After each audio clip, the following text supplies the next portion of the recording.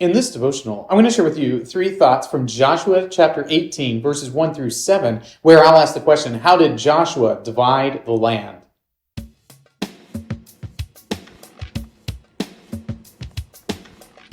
Joshua 18, verses 1 through 7 says, When the whole congregation of the people of Israel assembled at Shiloh and set up the tent of meeting there, the land lay subdued before them.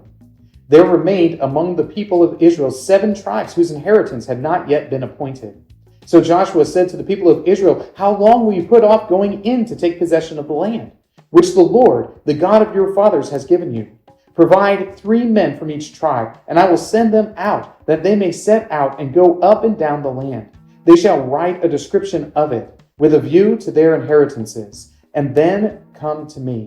They shall divide it into 7 portions. Judah shall continue in his territory on the south, and the houses of Joseph shall continue in their territory on the north. And you shall describe the land in 7 divisions, and bring the description here to me. And I will cast lots for you here before the Lord our God. The Levites have no portion among you, for the priesthood of the Lord is their heritage. And Gad and Reuben and the half-tribe of Manasseh have received their inheritance beyond the Jordan eastwards, which Moses, the servant of the Lord, gave them. The book of Joshua is largely a war journal. It's a journal of all the things that happened with the people of Israel as they entered into the promised land and were defeating their enemies.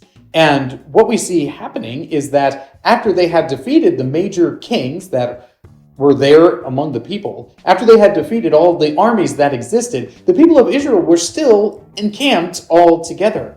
And as they were there and they were encamped all together, they didn't know if they should go and start living in the land. They weren't exactly sure what they were supposed to do. And it isn't until Joshua starts to talk to them that they realize that now is the time. We need to go into the land and actually possess it. We've defeated all the enemies, but now we need to go and begin living here in the promised land.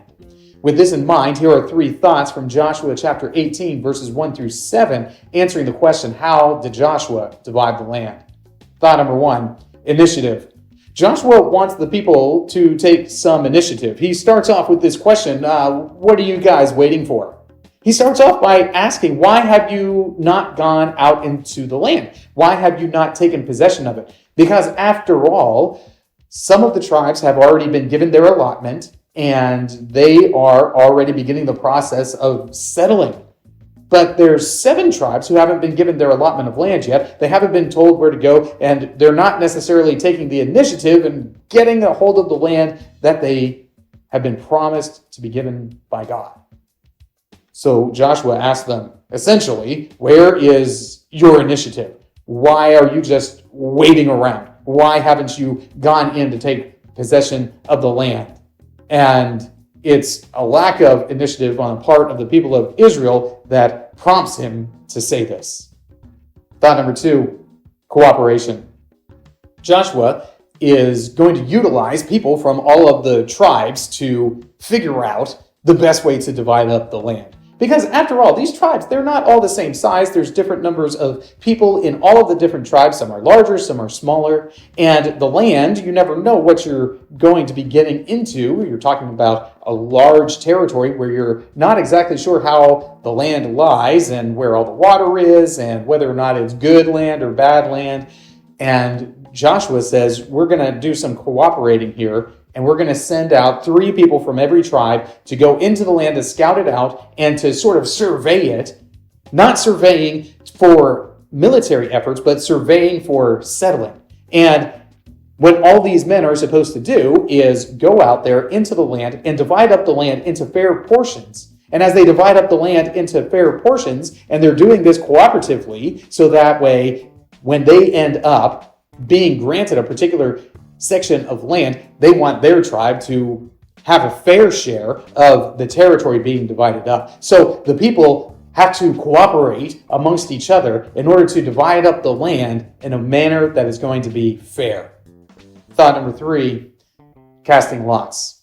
The way that Joshua ultimately is going to put the different tribes in the land is by the casting of lots. Meaning, as long as they cooperated well and divided up the land into fairly even portions, then when the lot falls to one tribe or the other, there won't be any reason for complaint.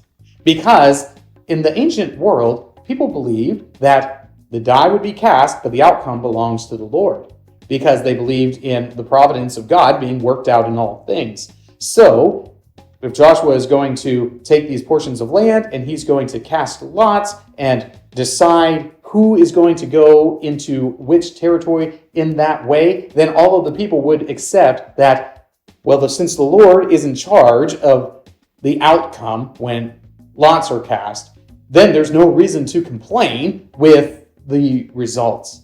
So ultimately, this is how Joshua divides up the land and assigns the different territories to the different tribes of Israel.